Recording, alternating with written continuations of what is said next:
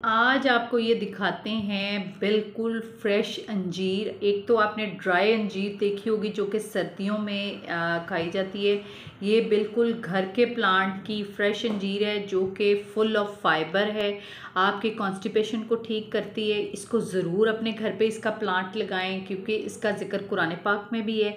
ये आपको बहुत फ़ायदा देती है। इसके अंदर एंटीऑक्सीडेंट्स आपकी बॉडी के लिए बहुत ज़्यादा बेनिफिट्स हैं इसके, और ये आपके ओवरऑल ब्रेन की हेल्थ के लिए बहुत ज़्यादा अच्छी है, स्ट्रेस को ख़त्म करती है और दिल की सेहत के लिए बहुत ज़्यादा मुफीद है। और इसमें वाफिर मकदार में विटामिन ए और ई होता है जो कि आपकी स्किन को हेल्दी बनाता है, यानी रिंकल फ्री करता है, झुर्रियाँ फ्री करता है और स्किन पे एक ग्लो लाता है। और इसके अंदर जो एंटीऑक्सीडेंट्स होते हैं वो आपकी बॉडी को वैसे ही जो है फ्लश कर देते हैं ताकि आप जो है हेल्दी लाइफ गुजार सकें। इसका इस्तेमाल ज़रूर करें, घर पे प्लांट लगाएं, फ्रेश अंजीर ज़रूर खाएं।